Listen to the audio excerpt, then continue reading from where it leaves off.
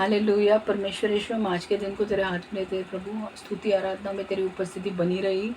हम मांगते हैं तेरी उपस्थिति वचन के वक्त भी बनी रहे प्रभु। मेरी जीभ के ऊपर तेरा नियंत्रण रहे प्रभु। तू जो चाहता है वही मेरे मुंह से निकले। पवित्र आत्मा, मेरी जीभ के ऊपर तू नियंत्रण ले और तू मेरे द्वारा बात कर प्रभु। वचन क्लैरिटी से आने दे, दो तलवार के समान आने दे, जो लोगों के हृदय में ही नहीं जाए पर उनके जीवन भी बदले प्रभु। परमेश्वर, उनको इस प्रकटीकरण को लेने के लिए, अपने अंदर डालने के लिए मदद कर प्रभु। अपने आप को बदलने के लिए मदद कर प्रभु। उन्हें अनुग्रह दे, उन्हें ताकत दे, उन्हें समझ दे, उन्हें बुद्धि दे, उन्हें ज्ञान दे कि ये अपने अंदर डालना और अपने आप को बदलना कितना इम्पोर्टेंट है। जितना ये लोग बदलेंगे उतना ये लोग फल उनके जीवन में देखेंगे। तो परमेश्वर, मैं मांगती हूँ कि प्रभु, जितने भी लोग हैं जो ये वचन को आज सुन रहे हैं, हर एक को ब्लेस कर, हर एक को आशीर्वादित कर और हर एक के जीवन में आशीष आने दे प्रभु। यीशु के नाम से हम मांगते हैं, आमीन आमीन आमीन आमीन। बहुत दिनों से हम सीख रहे हैं कि एक वर्ड सीख रहे हैं कि क्या होता है जब हम एक भविष्यवक्ता की मदद करते हैं तब। ओके, और हमने देखा है कि जब आप भविष्यवक्ता की मदद करते हो तो आशीष और चमत्कार आपके जीवन में आते हैं। ठीक है, क्योंकि वहाँ पे क्या लिखा है कि जब आप एक भविष्यवक्ता की मदद करते हो तो भविष्यवक्ता के पुरस्कार आपको दिए जाते हैं। अभी और यही वर्ष में मत्ती 10:41 और 42 वो जो वचन है वो हम देखने वाले हैं। मैं इंग्लिश में पढ़ने वाली हूँ, फिर हिंदी में पढ़ूंगी। Anyone who welcomes you welcomes me, and anyone who welcomes me welcomes the one who sent me. ये कौन बोल रहा है? यीशु बोल रहा है कि अगर यीशु बोल रहा है कि अगर तुमने मुझे कबूल किया तो तुम पिता को कबूल कर रहे हो, पर अगर तुमने मुझे ठुकराया तो तुम पिता को ठुकरा रहे हो। दूसरी चीज, whoever welcomes a prophet as a prophet will receive prophet's reward, and whoever welcomes a righteous person as a righteous person will receive a righteous person reward. Hallelujah. Okay, तो यहाँ पे क्या कह रहा है कि जो भी कोई व्यक्ति धर्मी व्यक्ति को स्वीकार करेगा तो उसे धर्मी व्यक्ति का फल मिलेगा। तो हम ये वचन अब हिंदी में पढ़ने वाले हैं। मत्ती 10:40 और 41। जो तुम्हें अपनाता है वह मुझे अपनाता है, और जो मुझे अपनाता है वह उस परमेश्वर को अपनाता है जिसने मुझे भेजा है। जो किसी नबी को इसलिए अपनाता है कि वह नबी है, उसे वही प्रतिफल मिलेगा जो कि नबी को मिलता है। और यदि तुम किसी भले आदमी को इसलिए स्वागत करते हो कि वह भला आदमी है, उसे सचमुच वह प्रतिफल मिलेगा जो किसी भले आदमी को मिलना चाहिए। हालेलुया। ओके, यहाँ पे भला आदमी लिखा है, पर अगर आप दूसरे इसमें देखोगे तो वहाँ पे धर्मी व्यक्ति लिखा है। हिंदी में अगर आप दूसरा ये देखोगे खोलकर तो वहाँ पे धर्मी व्यक्ति लिखा है। मैं दिखा दूँ आपको।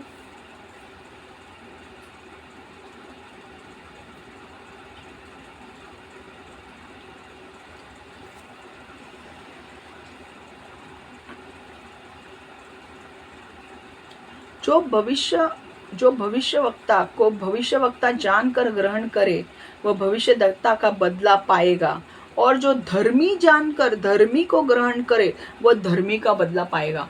तो हमने लास्ट टाइम क्या सीखा था कि हमने सीखा था कि एक जो व्यक्ति है जो भविष्यवक्ता को स्वीकार करता है उसे भविष्यवक्ता के पुरस्कार मिलते हैं। जो धर्मी व्यक्ति को स्वीकार करता है उसे धर्मी व्यक्ति का पुरस्कार मिलता है। हम ये मराठी में भी पढ़ेंगे।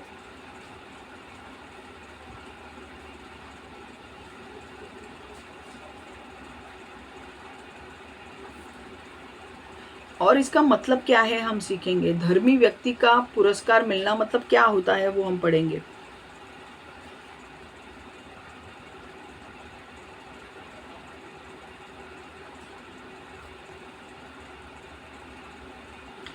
जी व्यक्ती तुम्हाला स्वीकारते ती व्यक्ती मला स्वीकारते, आणि ज्या पित्याने मत्ती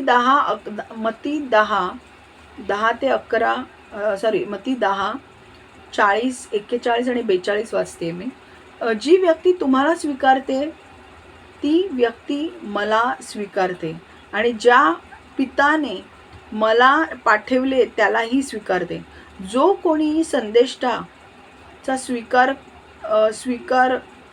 जो कोणी संदेष्टाचा स्वीकार त्याच्या संदेशाच्या सेवेमुळे करतो त्याला संदेष्टाचं प्रतिफळ मिळेल, आणि जो धार्मिकाचा स्वीकार त्याच्या धार्मिकतेसाठी करतो त्याला धार्मिकाचे प्रतिफल मिळेल.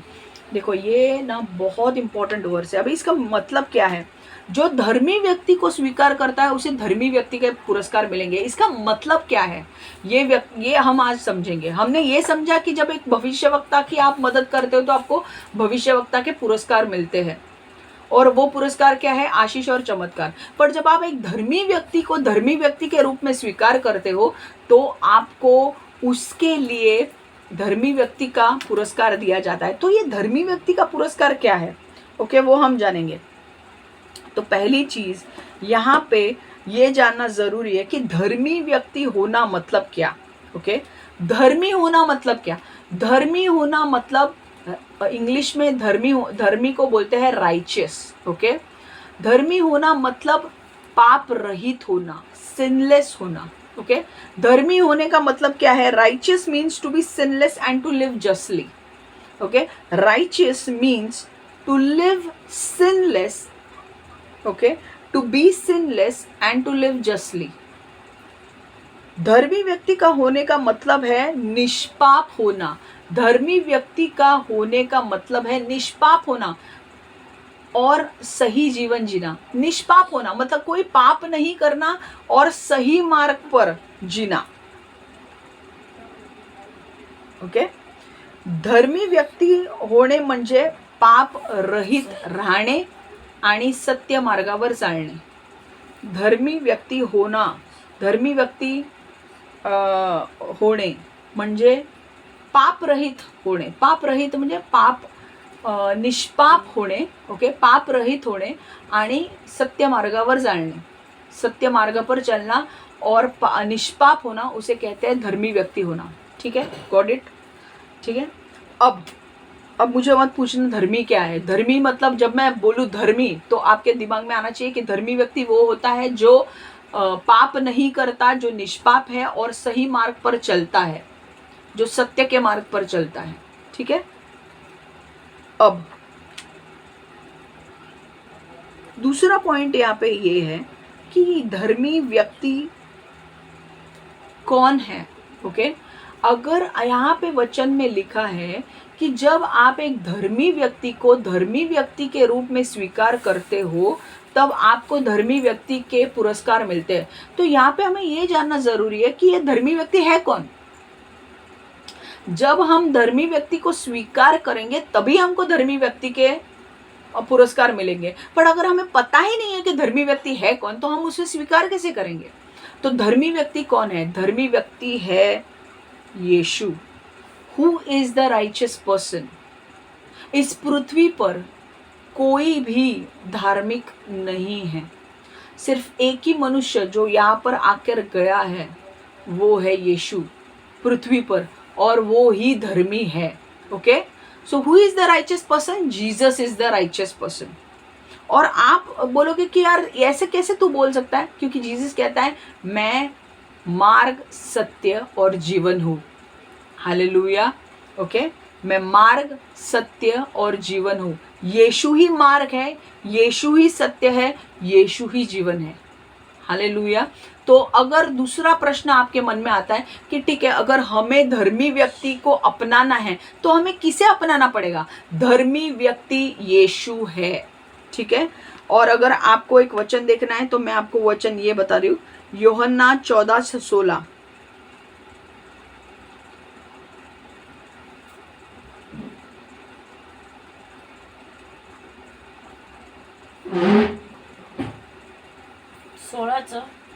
यूहन्ना जॉन 14:16. यूहन्ना 14:6. सॉरी.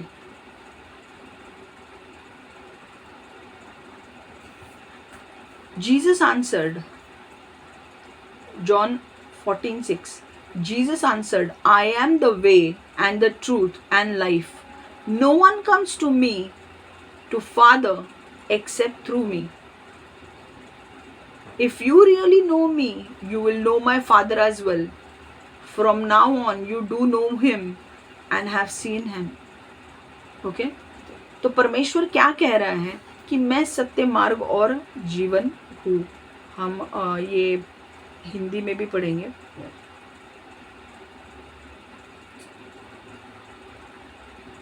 यीशु ने उनसे कहा, मैं ही मार्ग हूँ, सत्य हूँ और जीवन हूँ। बिना मेरे द्वारा कोई भी परम पिता के पास नहीं आता। यदि तूने मुझे जान लिया होता तो तू परम पिता को भी जानता। अब तू उसे जानता है और उसे देख भी चुका है। ठीक है, हम मराठी में पढ़ेंगे।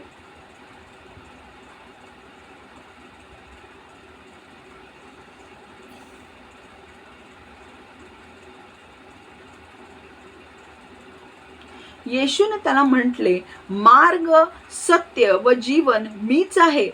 माझ्याद्वारे आल्या वाचून पित्याकडे कोणी येत नाही.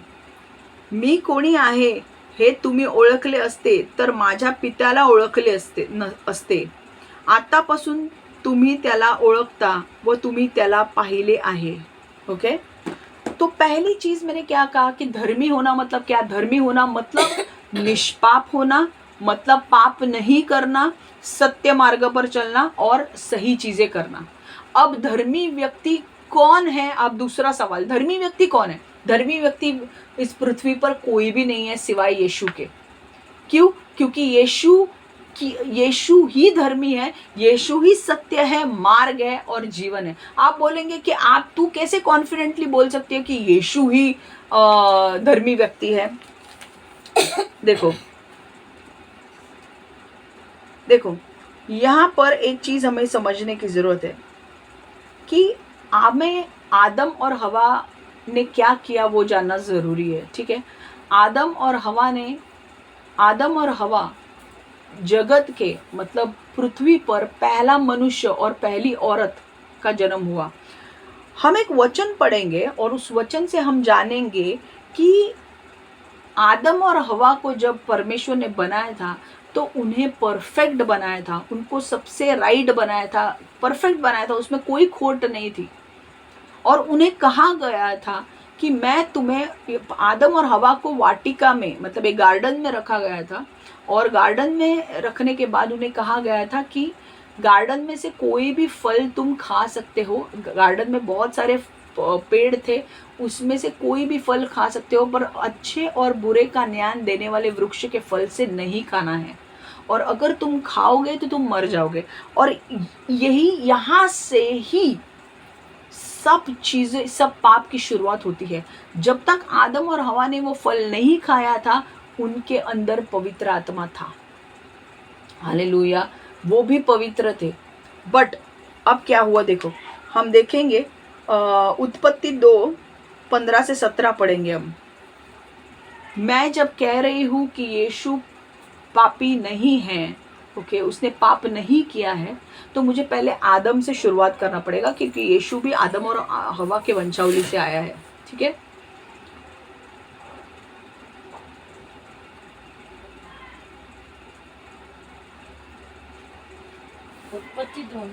उत्पत्ति 2:15-17 मैं इंग्लिश में पढ़ रहे वाली हूँ। Genesis 2:15-17।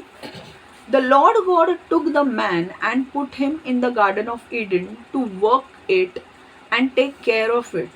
And the Lord God commanded the man, you are free to eat from any tree in the garden, but you must not eat from the tree of knowledge of good and evil, for when you eat from it, you will certainly die. Okay? यही हम पढ़ने वाले हैं हिंदी में। उत्पत्ति 2:15-17। यहोवा ने मनुष्य को अदन के बाग में रखा। मनुष्य का काम पेड़ पौधे लगाना और बाग की देखभाल करना था। यहोवा परमेश्वर ने मनुष्य को आज्ञा दी, तुम बगीचे के किसी भी पेड़ से फल खा सकते हो, लेकिन तुम अच्छे और बुरे की जानकारी देने वाले पेड़ का फल नहीं खा सकते। यदि तुमने उस पेड़ का फल खा लिया तो तुम मर जाओगे। ठीक है, अब यहाँ पे मैं मराठी में भी पढ़ रही हूँ। बहुत सारे लोग मतलब मराठी नहीं पढ़ते तो उनको अच्छा नहीं लगता है। मराठी उत्पत्ती 2:15-17.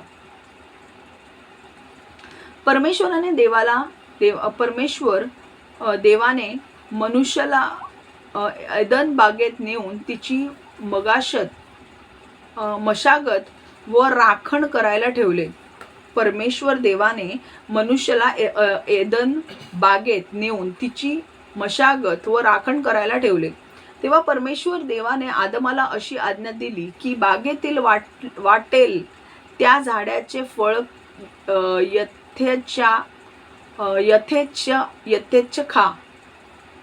म्हणजे वाटेल ते फळ, बागेतील वाटेल ते झाडाचे फळ यथेच्छ खा, पण बऱ्या वाईटाचे ज्ञान करून देणाऱ्या झाडाचे फळ खाऊ नको, कारण ज्या दिवशी त्याचे फळ तू खाशील त्या दिवशी तू खास मरशील.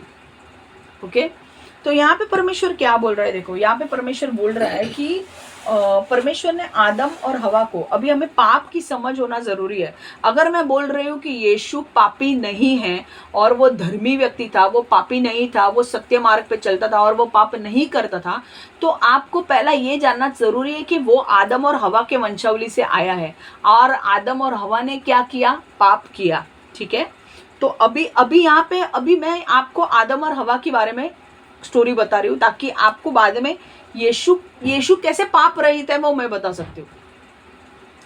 देखो, आदम और हवा को कहाँ रखा? आदम और हवा को जब परमेश्वर ने बनाया ना, तो आदम और हवा को परमेश्वर ने बोला कि बाबा मैं तुम्हें एक गार्डन में रख रहा हूँ. ठीक है, और गार्डन में वहाँ पे तुम्हारा काम है बगीचे की देखभाल करना. ओके, और परमेश्वर ने कहा कि उस गार्डन में बहुत सारे पेड़ है, उस पेड़ में से किसी भी पेड़ का फल तुम खा सकते हो, पर सिर्फ अच्छे और बुरे का ज्ञान देने वाला जो वृक्ष है, वो जो पेड़ है, उससे फल नहीं खाना है. तो ये जो अच्छे और बुरे ज्ञान देने वाला जो वृक्ष था, वो कोई एकदम ये नहीं था, मतलब उसमें कोई बहुत बड़ी बात थी ऐसे नहीं था. वो सिर्फ इसीलिए बोला गया था ताकि आदम और हवा का ओबीडियंस टेस्ट किया जाए, ताकि आदम और हवा परमेश्वर के कितने आज्ञा में है वो जान सके. ठीक है, तो परमेश्वर उनकी परीक्षा ले रहा था कि बाबा ये जो पेड़ है, अच्छा और बुरे का ज्ञान देने वाला वृक्ष, वो पेड़ का जो फल है वो बहुत ही टेम्पटिंग है. उसको देखकर तुम्हारा मन होगा कि भाई मैं इससे खाऊं, बट उससे खाना नहीं है, बाकी किसी भी पेड़ के फल से तुम खा सकते हो. और हुआ क्या? हुआ उल्टा. आदम और हवा ने, और ठीक है, परमेश्वर ने कहा कि अगर तुमने ये अच्छे और बुरे का ज्ञान देने वाले वृक्ष के पेड़ से फल खा लिया तो तुम मर जाओगे. तो यहाँ पे कौन से मरने की बात हो रही थी? शारीरिक रूप में मरना और आत्मिक रूप में मरना. शारीरिक रूप में मरना मतलब आप लोग कभी भी मरने वाले, मनुष्य आदम और हवा कभी मरने वाले नहीं थे. परमेश्वर ने उनको कभी मरने के लिए जन्म नहीं दिया था. इनफैक्ट परमेश्वर ऐसा बनाना चाहता था, जो स्वर्ग है ना, वही पृथ्वी को स्वर्ग बनाना चाहता था, क्योंकि अगर वो पाप ही नहीं करते तो सब लोग पाप रहित रहते और मौत आती ही नहीं. तो परमेश्वर ने क्या कहा? वो फल खाया अगर तूने तो वो श्राप आएगा कि तू मर जाएगा. पर मरने यहाँ पे दोनों मरने की बात हो रही है. एक तो शारीरिक रूप में मरना और एक आत्मिक रूप में मरना. शरीर में तो हम हमेशा मरते हैं क्योंकि वो श्राप हम पे, मनुष्य जाति पे आ चुका है, इसलिए आप देखते हो लोग मरते हैं. क्यों वो श्राप आया है? वो आदम और हवा ने जो पाप किया है उसका श्राप मनुष्य जाति के ऊपर आया है और इसलिए हम मर रहे हैं. दूसरी चीज, आत्मिक रूप में मरना. आत्मिक रूप में मरना मतलब तुम्हारा जो आत्मा है उसको नरक की आग में डाला जाएगा, उसको परमेश्वर से हमेशा के लिए जुदा किया जाएगा और वो नरक की आग में जाके जलेगा. तो आत्मिक रूप में मरना बहुत ही डेंजरस चीज़ है, क्योंकि एक बार आप नरक में चले गए, आपका परमेश्वर के साथ संबंध कंप्लीटली टूट जाएगा. समझ में आ रहा है? और ये परमेश्वर ने आदम और हवा को कहा था कि बाबा ये मत करना, ऐसा पाप मत करना. अब हुआ ऐसे कि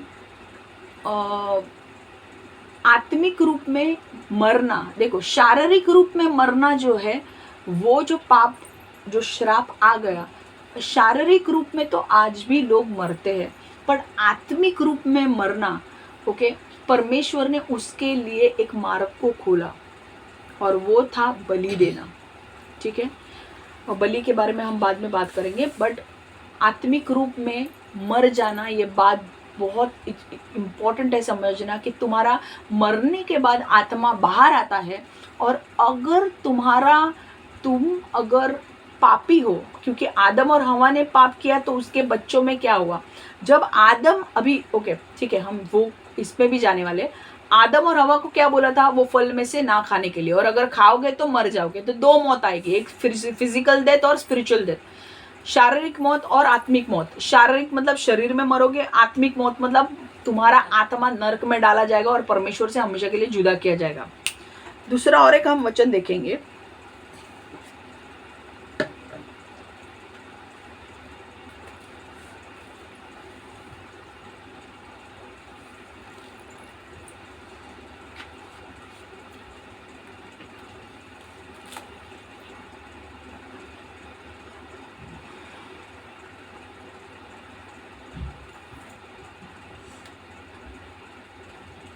ये जो राइचियस पर्सन अवार्ड का है ना, मैं बहुत धीरे धीरे ले रही हूँ ताकि आपको लिंक समझ में आए, ठीक है।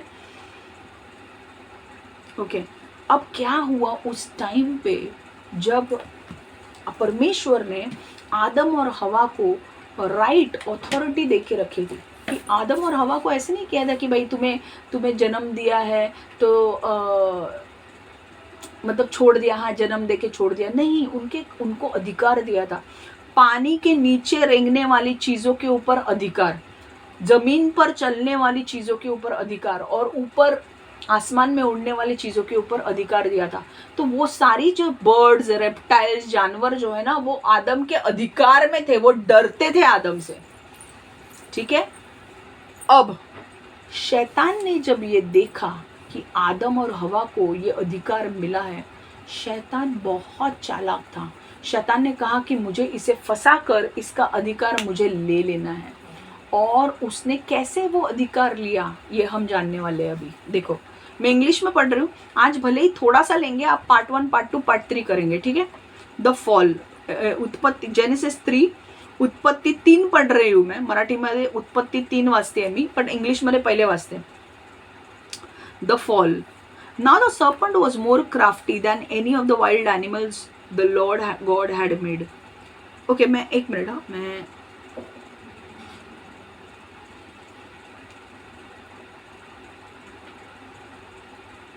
okay, ठीक है। Now the serpent was more crafty than any of the wild animals the Lord God has made. He said to the woman, did God really say you must not eat from any tree in the garden? The woman said to the serpent, we may eat fruit from the trees in the garden, but God did say, you must not eat fruit from the tree that is in the middle of the garden, and you must not touch it or you will die. You will not certainly die, the serpent said to woman. For God knows that when you eat from it, your eyes will be opened and you will be like God, knowing good and evil. When the woman saw that the fruit of the tree was good for food and pleasing to the eye and also desirable for gaining wisdom, she took some and ate it. She also gave some to her husband who was with her, and he ate it. Then the eyes of both of them were opened, and they realized that they were naked. So they sewed fig leaves together and made covering for themselves. Then the man and his wife heard the sound of the Lord God as he was walking in the garden in the cool of the day, and they hid from the Lord God among the trees of the garden.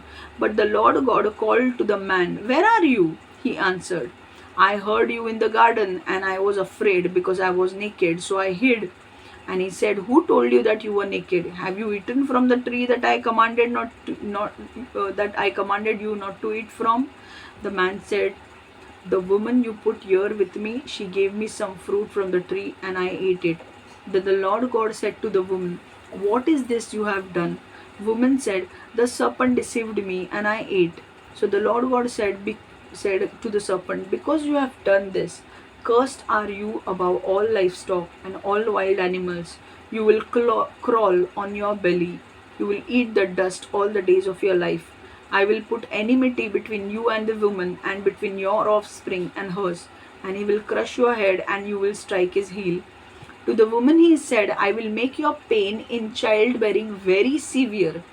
With painful labor you will give birth to children.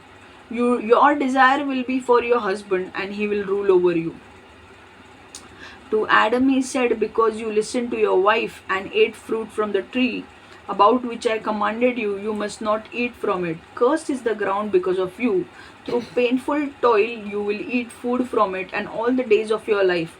It will produce thorns and thistles for you, and you will eat the plants of the field by the sweat of your brow. You will eat your food until you return to ground, since from it you were taken, and for the dust you are, and to dust you will return. Okay, अब हम हिंदी में पढ़ रहे हैं. ये पढ़ना बहुत ज़रूरी है, क्योंकि आपको समझना ज़रूरी है कि भाई हो क्या रहा था. मुझे सिर्फ 2 मिनट दीजिए यहाँ पे.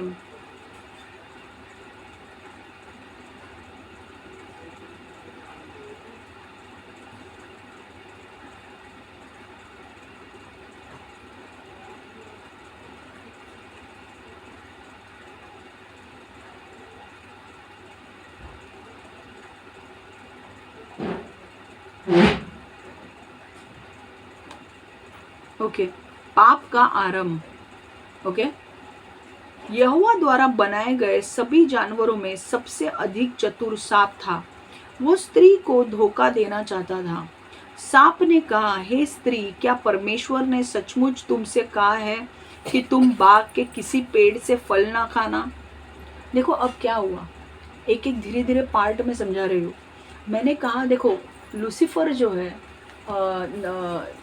शैतान जो है, उसको वो परमेश्वर के स्वर्ग में था, और वो एक आराधक था. ठीक है, जैसे वो आराधना करता था, उसका वो लीडर था, आराधक करने का लीडर था, वर्शिप लीडर था वो. और सारे स्वर्गदूत उसके नीचे उसकी मर्जी से गाते थे और परमेश्वर को आराधना देते थे. एक दिन उसके मन में ये आया कि मैं क्यों आराधना यीशु को दूं, सारे लोग मुझे आराधना दो. और उसके मन में ये आया कि मुझे यीशु को आराधना नहीं देनी है, मैं चाहता हूँ कि मुझे सब लोग आराधना दे, और मैं यीशु का जो थ्रोन है, यीशु का जो स्थान है, मैं उसे ले लूँ. तो इनडायरेक्टली उसे करना था कि यीशु को, परमेश्वर को, पिता को, पवित्र आत्मा को लात मार कर बाहर निकालना था, और उनको उसके थ्रोन पर जाके बैठना था, उसको उसके सिंहासन पर, यीशु के सिंहासन पर जाके बैठना था. और वो चाहता था कि सारे लोग मुझे आराधना दें. और अब क्या हुआ, परमेश्वर को ये बात बिल्कुल पसंद नहीं आई. परमेश्वर ने उसे लात मारा और उसे निकाल दिया स्वर्ग से. पर जैसे उसे स्वर्ग से निकाल दिया ना, वो भी कोई कम नहीं था.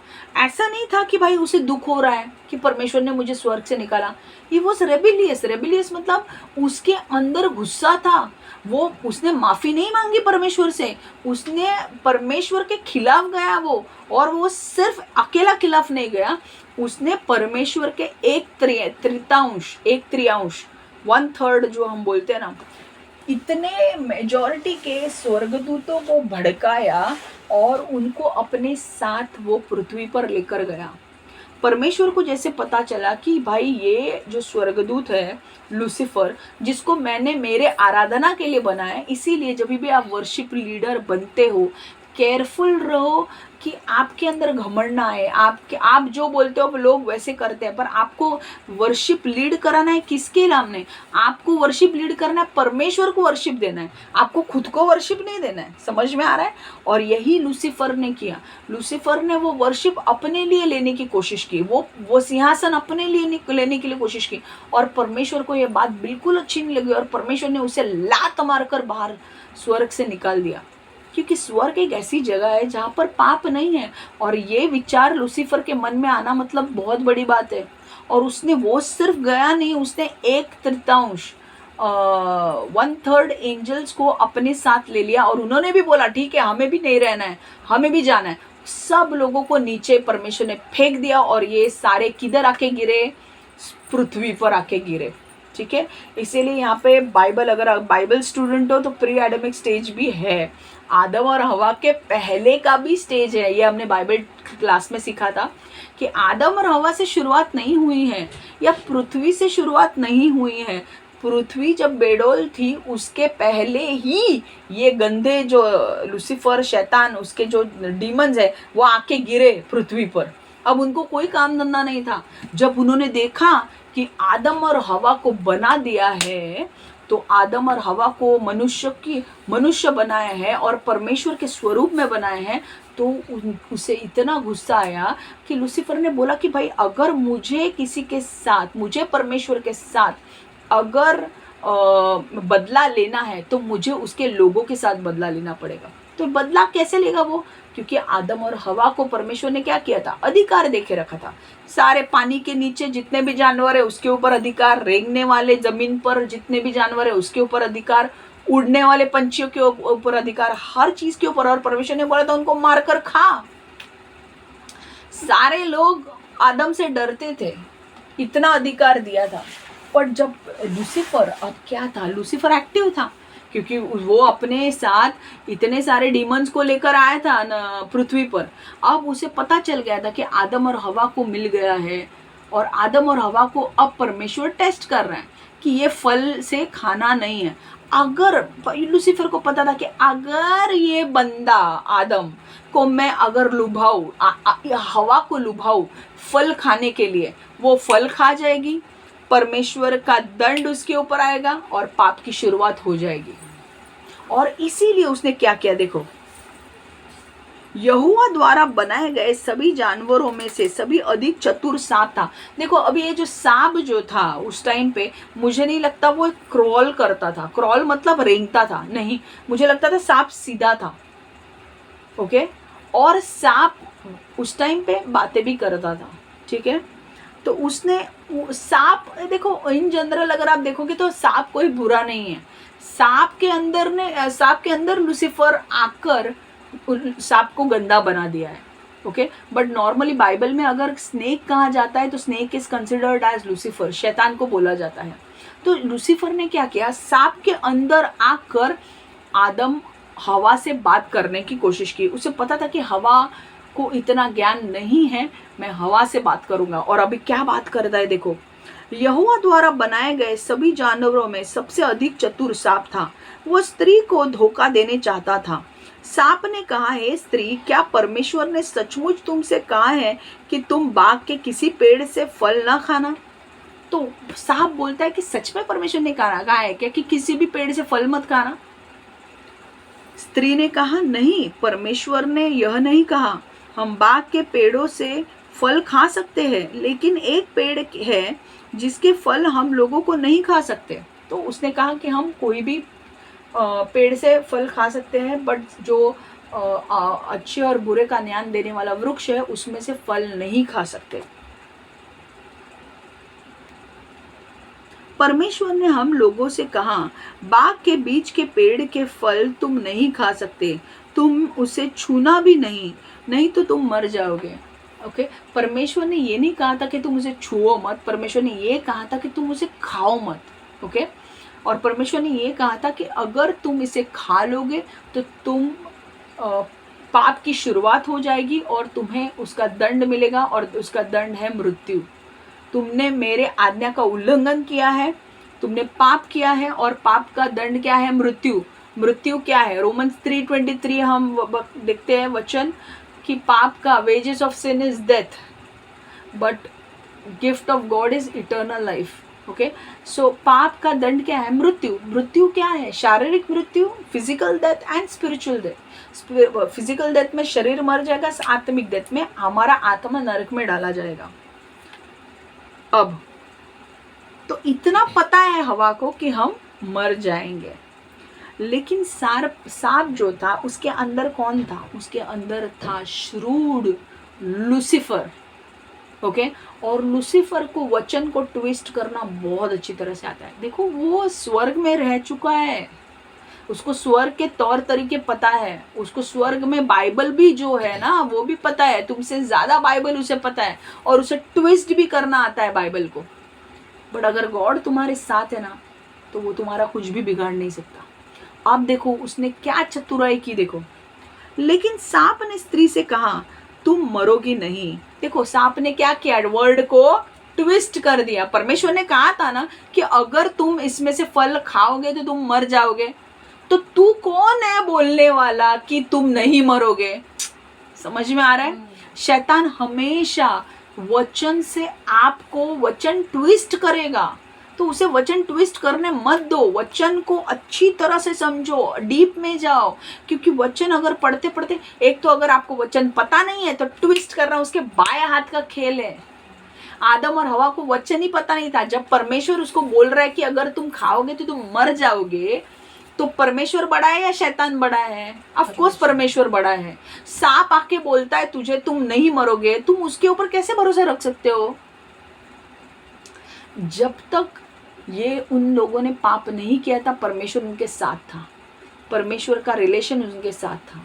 अब सांप को ये था, सांप को मतलब शैतान को ये था कि मुझे इनका अधिकार चाहिए, मैं उस अधिकार लेकर रहूंगा और मैं पृथ्वी पर पाप लाऊंगा।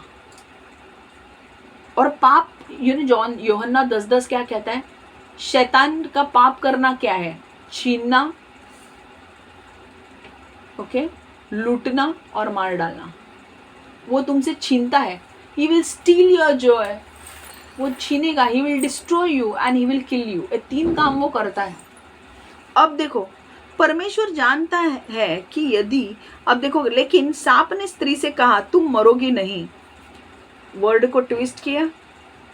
परमेश्वर जानता है कि यदि तुम लोग उस पेड़ से फल खाओगे तो अच्छे और बुरे के बारे में जान जाओगे, और तब तुम परमेश्वर के सामने ही समान हो जाओगे। तो वो बोल रहा था, उसने ट्विस्ट करके उनको चैलेंज किया कि परमेश्वर तुम्हें धोखा दे रहा है, परमेश्वर तुम्हें इस पेड़ का फल खाने नहीं दे रहा है, क्योंकि तुम परमेश्वर की तरह बन जाओगे, तुम परमेश्वर के समान बन जाओगे। और वही उसकी इच्छा थी। समझ में आ रहा है? शैतान की इच्छा ये थी कि मैं परमेश्वर बन जाऊं, और वही वो चीज हवा को बोल रहा था कि अगर तू इस पेड़ का फल खाएगी ना तो तू परमेश्वर की तरह बन जाएगी। अरे बाबा, तुझे क्यों परमेश्वर की तरह बनना है? परमेश्वर परमेश्वर है, परमेश्वर ने तुझे बोला है ना मत कर। शैतान आपके कानों में गलत विचार देगा। मैं वापस बोल रही हूँ, आपको परमेश्वर बोल रहा है सुसाइड नहीं करना है, पर शैतान आके बोलेगा सुसाइड कर, सुसाइड कर, सुसाइड कर। ये परमेश्वर आपको बोलेगा नहीं सुसाइड करने के लिए। परमेश्वर जीवन देने वाला परमेश्वर है, जीवन लेने वाला नहीं।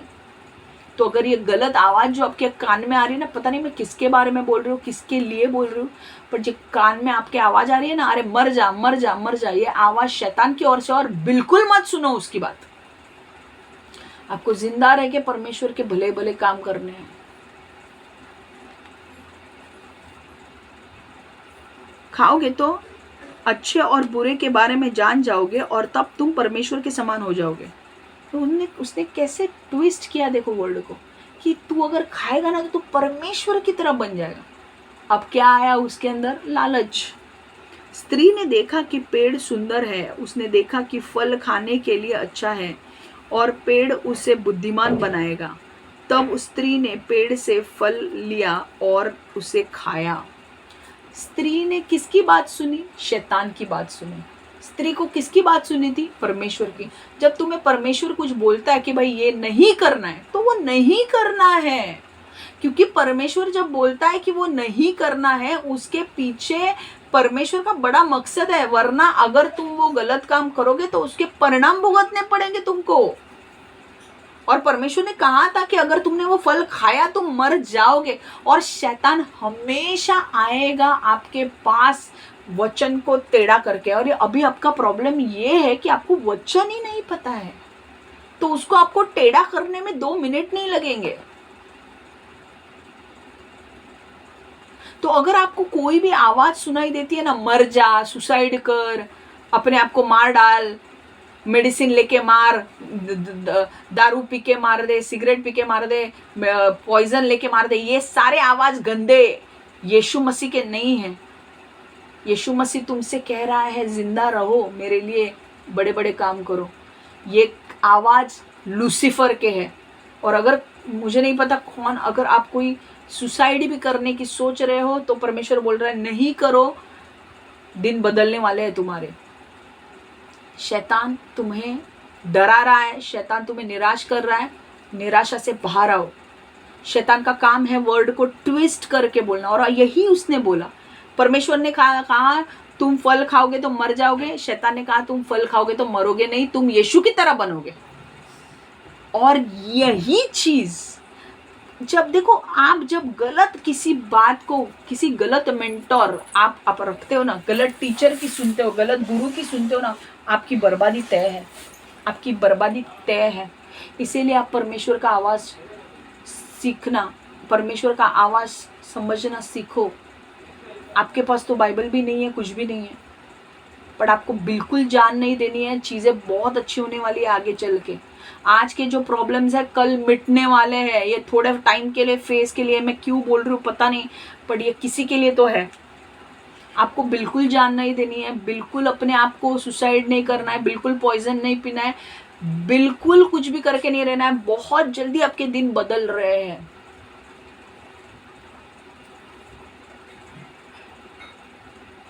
तब स्त्री ने पेड़ से फल लिया और उसे खाया। उसका पति भी उसके साथ था, इसलिए उसने कुछ फल उसे दिया और उसने उसे खाया। उसने क्या किया? उसने खुद ने भी फल खाया, उसने आदम को भी फल दिया। तब पुरुष और स्त्री दोनों बदल गए। अब जैसे वो फल खाया, दोनों बदल गए। उनकी आंखें खुल गई और उन्होंने वस्तुओं को भिन्न दृष्टि से देखा। मतलब पहले क्या था, जब उन्होंने फल नहीं खाया था ना, तो परमेश्वर की आत्मा जो थी ना, परमेश्वर की महिमा थी ना, तो उन दोनों को ढके हुए थी। उनके आजू बाजू में ना एक क्लाउड जैसा, एक बादल जैसा था, ढके हुए थे वो लोग। पर जब उन्होंने वो फल खाया ना, उनकी आंखें खुल गई। वो जो महिमा थी, जो जो उनको ढक रहा था ना, जो महिमा के बादल थे ना, वो जो उनको ढक रहे थे, वो महिमा के बादल हट गए। और पाप की शुरुआत हो गई, और मृत्यु, पाप की शुरुआत हो गई, क्योंकि उन्होंने फल खाया। पाप की शुरुआत हो गई, और पाप की शुरुआत क्या हो गई? शारीरिक मृत्यु, आत्मिक मृत्यु। समझ में आ रहा है? अब क्या है, अब ऐसा पाप किया उन्होंने। शैतान चाहता था कि तू ऐसा पाप कर, आत्मिक मृत्यु, कि तू ऐसा पाप कर कि शारीरिक मृत्यु तो हो ही जाए तेरी, पर तेरी आत्मिक मृत्यु भी हो। आत्मिक मृत्यु मतलब मैं तो नरक जाने वाला हूँ, मुझे तो परमेश्वर ने डाल दिया नरक में, बट मेरे साथ में तुझे भी लेकर जाऊंगा, क्योंकि तू परमेश्वर की सबसे कीमती बनाई हुई व्यक्ति हो। अपने स्वरूप में तुझे बनाया ना, तो परमेश्वर के साथ मैं लड़ नहीं सकता। मैं लड़ तो सिर्फ परमेश्वर के बच्चों के साथ लड़ सकता हूँ। और अगर परमेश्वर के बच्चे नादान हैं तो मैं उनको ऐसे हेल में लेकर जाऊंगा। अब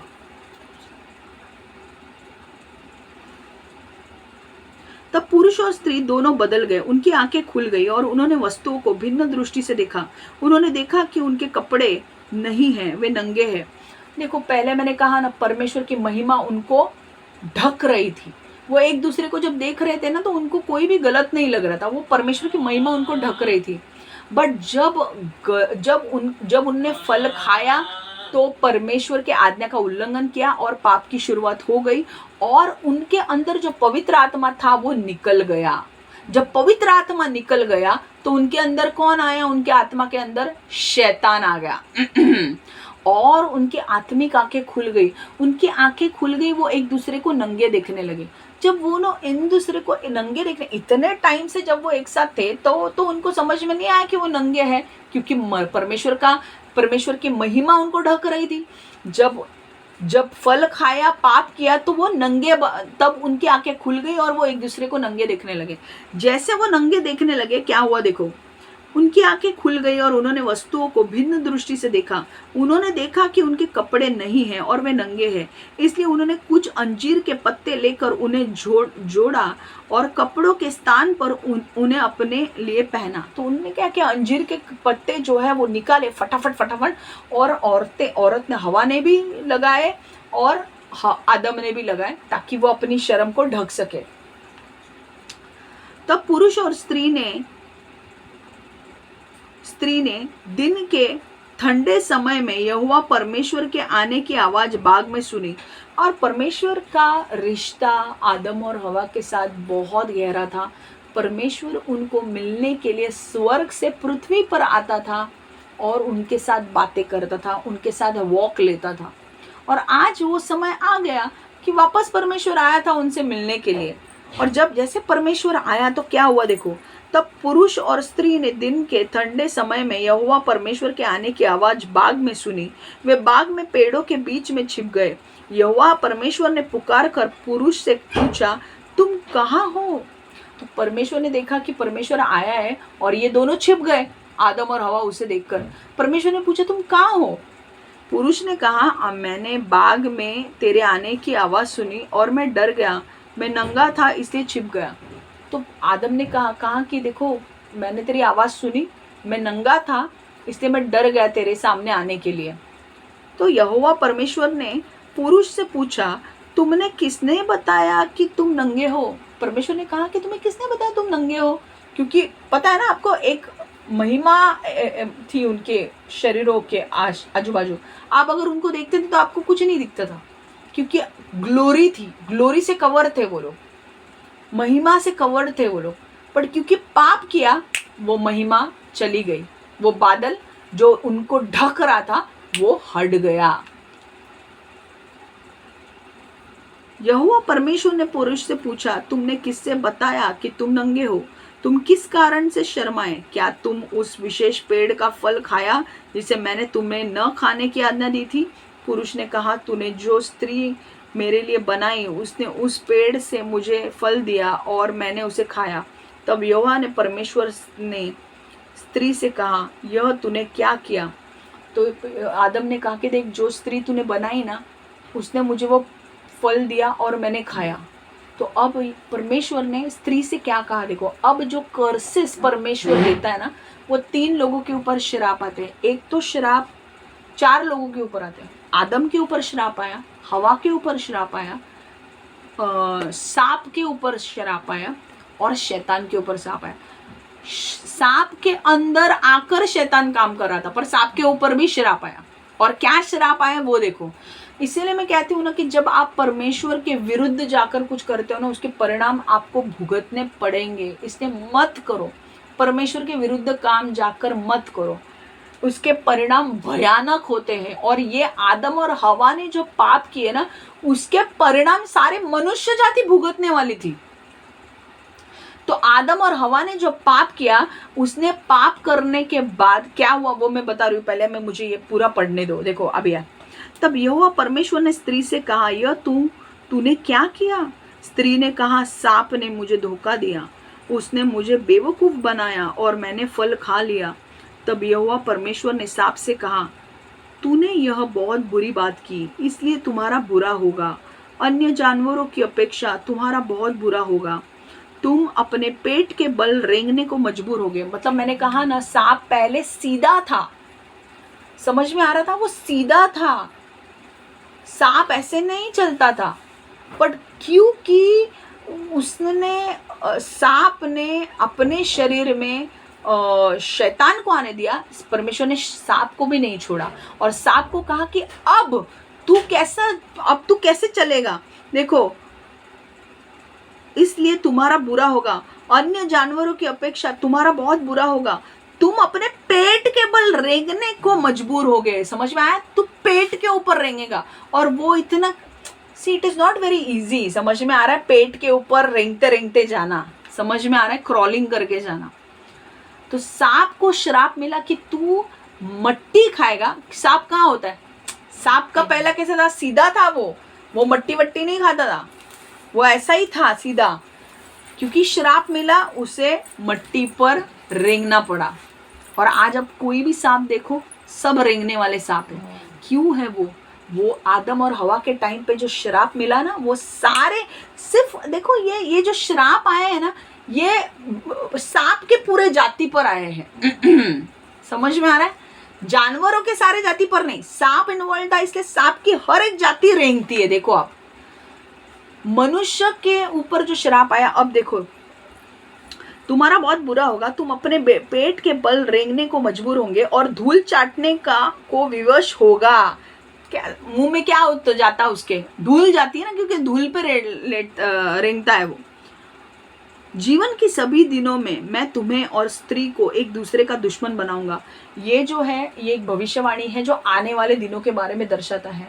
सांप मतलब शैतान और स्त्री मतलब मरियम का बीज मतलब यीशु। ये भविष्यवाणी दर्शाता है, और यही भविष्यवाणी सबके लिए थी जिनको यीशु में जो ये भविष्यवाणी पर उनको विश्वास करना था कि आने वाले दिनों में यीशु आएगा और शैतान को कुचलेगा और हमें हमारे पापों के दंड से निकालेगा।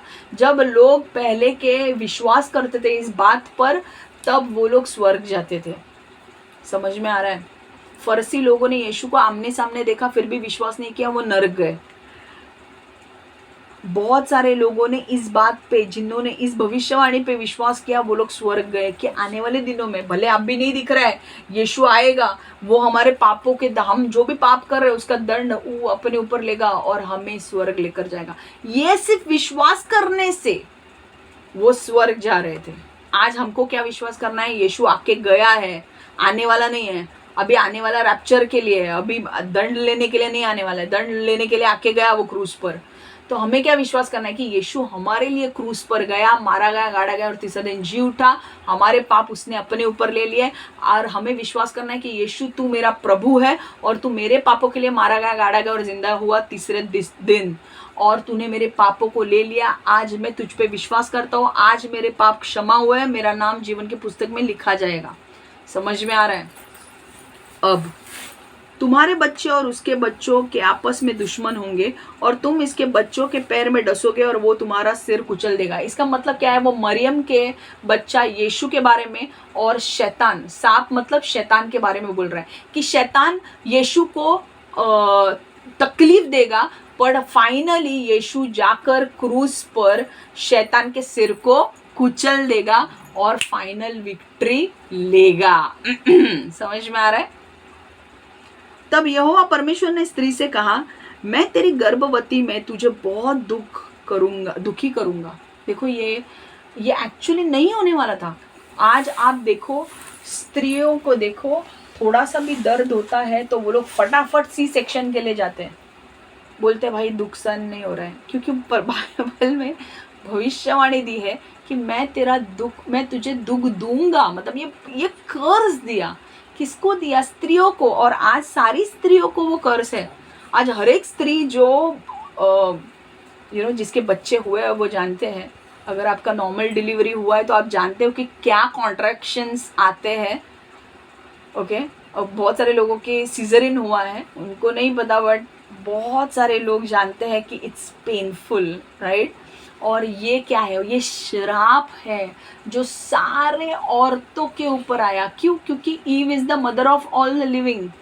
ओके, हवा जो है वो सारे मनुष्य जाति की माँ है। उसके ऊपर जो श्राप आया वो उसके वंशज के ऊपर भी श्राप, जनरेशनल कर्ज गया। मतलब जनरेशनल मतलब तेरे पीढ़ी पीढ़ी के ऊपर श्राप आया। तो हवा के जितने भी बच्चे होंगे उनके ऊपर, बच्चे की मतलब लड़की होगी तो उनको क्या श्राप आएगा कि जब तू प्रेग्नेंट होगी, तेरी प्रेगनेंसी में तेरी हालत बुरी होगी। और ये श्राप है।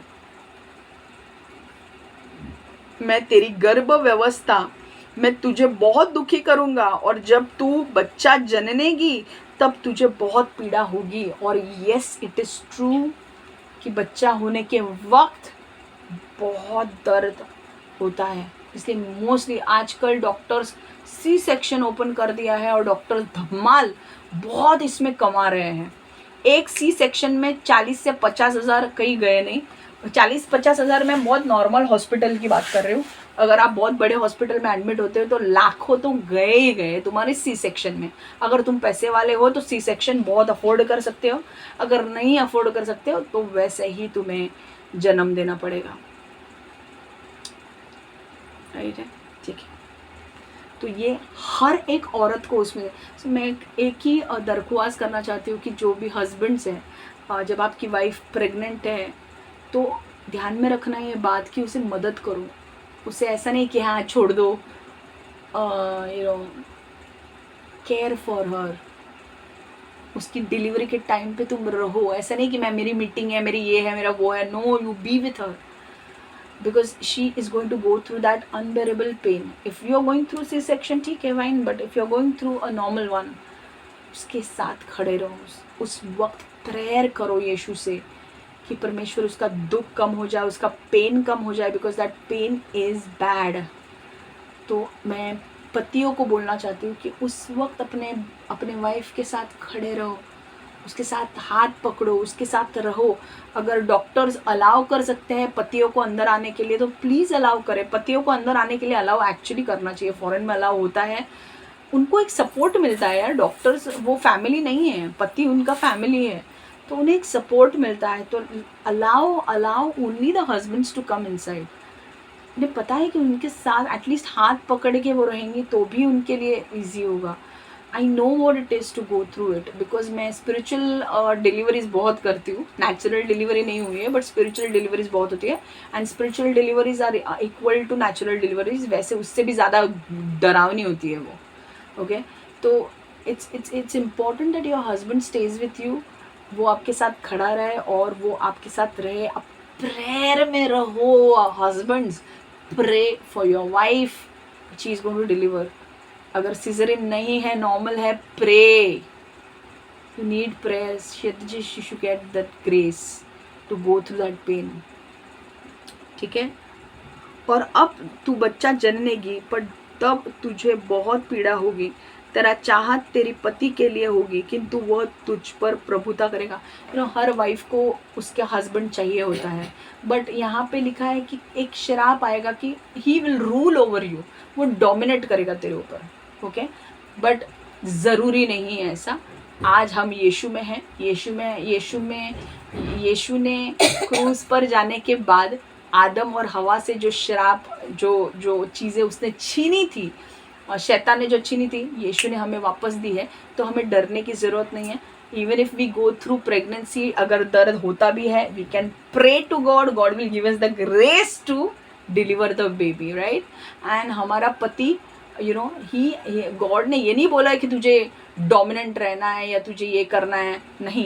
ही has to love his wife. Okay, उसको पैर के नीचे धूल कर रख के नहीं रखना है। गॉड ने जब हवा को बनाया तो आदम के रिब निकाल के किया, तो he is equal, she is equal to him. Okay, तो पैरों के नीचे जूती नहीं है वो। So you have to respect your wife, okay? And if you don't respect her and if you do treat her badly, I'm telling you, Bible के verses बोलते हैं, if you treat your wife badly, your prayers will not be heard। हर चीज़ में तुम्हारे losses आएंगे।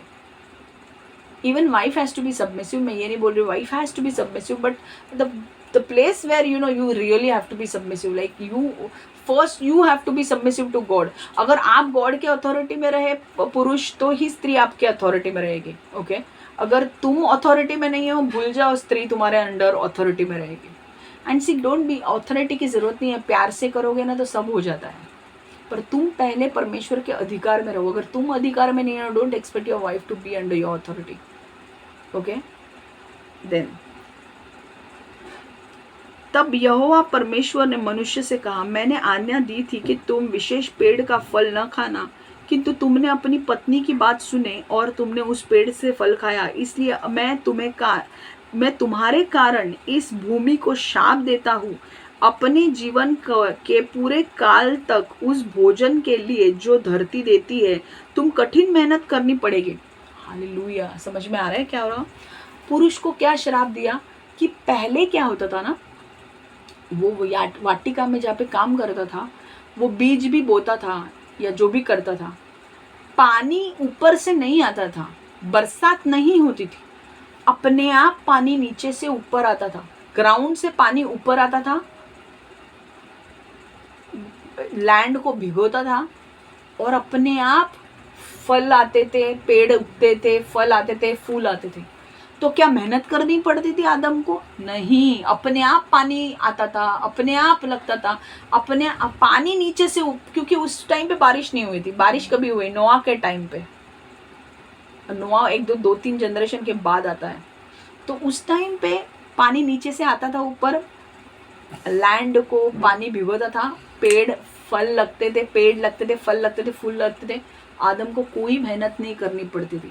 But क्योंकि आदम ने वो फल खाया तो आदम के ऊपर श्राप आया। और सिर्फ आदम के ऊपर श्राप नहीं आया, हर मनुष्य के ऊपर श्राप आया। हर मनुष्य के ऊपर, मतलब हर पुरुष के ऊपर श्राप आया कि तुझे अब मेहनत करनी पड़ेगी, तभी तू फल खाएगा। धरती की उपज पाने के लिए तुझे धरती में बोना पड़ेगा, तुझे पानी डालना पड़ेगा, तुझे खोदना पड़ेगा, तब तू फल खाएगा। पहले ये सब नहीं होता था, पहले परमेश्वर आराम से उसको करने देता था। अब क्या होता था? अभी उसको अपने हाथ से निकालो, बीज डालो, पानी डालो, खाद डालो, ये सब मेहनत करने पड़ने वाली थी। और आज भी आप देखो, कोई फुकट का देता है तुम्हें खाने के लिए? नहीं, सबको मेहनत करनी पड़ती है, तब तुम्हें जाके महीने का पगार मिलता है, राइट?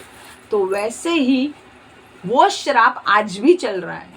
तुम्हें आज भी 3D लेवल पे तुम्हें मेहनत करनी पड़ती है, तब तुम्हें खाने को मिलेगा, कोई फुकट का देगा नहीं। समझ में आ रहा है? तुम उन पेड़ों पौधों को खाओगे जो खेतों में उगते हैं, किंतु भूमि तुम्हारे लिए कांटे और खरपतवार पैदा करेगी। देखो पहले क्या था ना, पहले फर्टाइल लैंड थी। फर्टाइल लैंड थी मतलब उपजाऊ लैंड थी, उसमें डालो, पानी अपने आप आता था, पेड़ भी अपने आप धीरे धीरे उगने लगते थे, फल भी आते थे, फूल भी आते थे।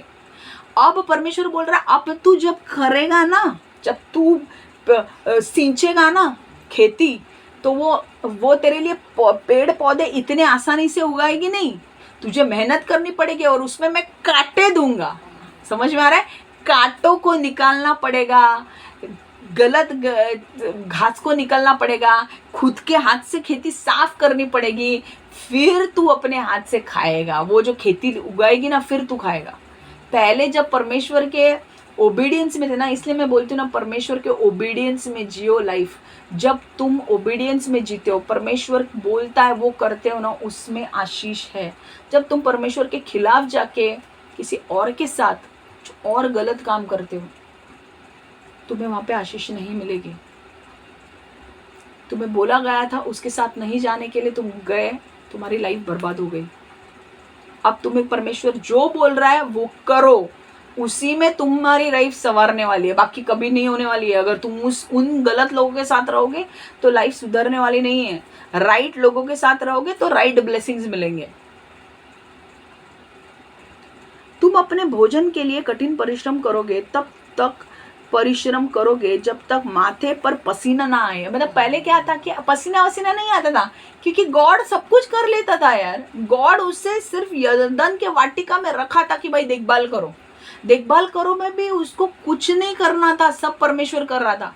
पर अब उसको इतना काम करना पड़ रहा था कि पसीना आए। लोगों को पसीना आते कि नहीं? आप जस्ट एक बार ट्रेन में देखो, 7 बजे की ट्रेन दादर से डोंबिवली या दादर से विरार ट्रेन जो जाती है, 7 बजे के बाद लोगों को देखो पसीने से लथपथ हो जाते हैं। आज के लिए एसी ट्रेन हमने लाए हैं, we are very good, I am very happy with that.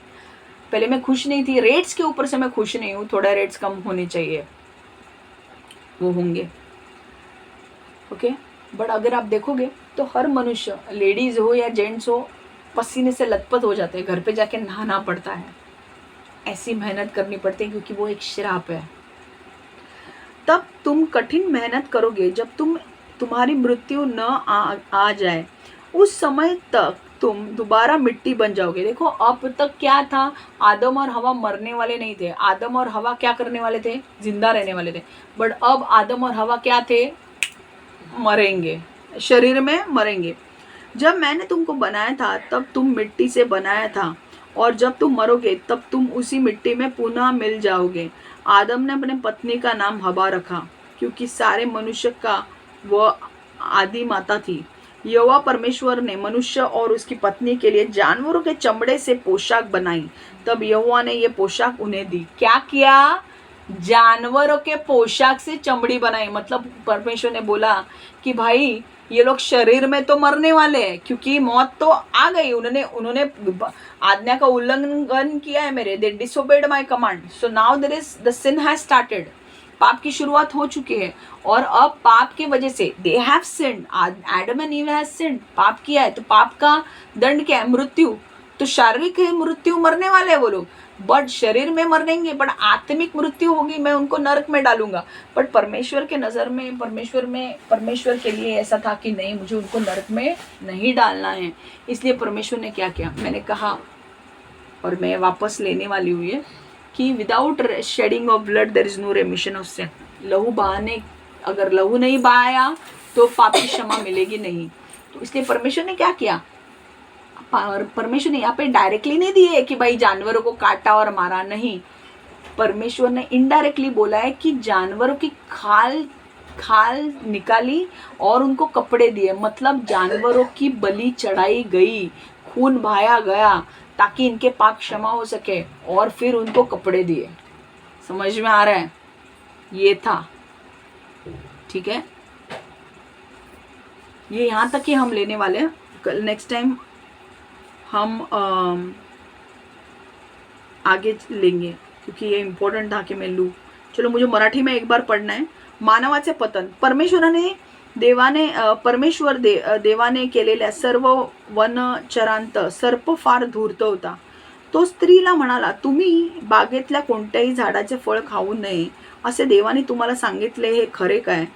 स्त्री सर्पाला म्हटले, बागेतल्या झाडांची फळे खाण्याची आम्हाला मोकळीक नाही, पण बागेच्या मध्यभागी असलेल्या झाडाचा फळ विषयी देवाने सांगितले आहे की ते खाऊ नका, त्याला स्पर्शही करू नका, कराल तर मराल. सर्प स्त्रीला म्हणाला, तुम्ही खरोखर मरणार नाही, कारण देवाला हे ठाऊक आहे की तुम्ही त्याचे फळ खाल त्याच दिवशी तुमचे डोळे उघडतील आणि तुम्ही देवासारखे बरे वाईट जाणणारे व्हाल. त्या झाडाचे फळ खायला चांगले, दिसायला मनोहर आणि शहाणे करायला इष्ट आहे,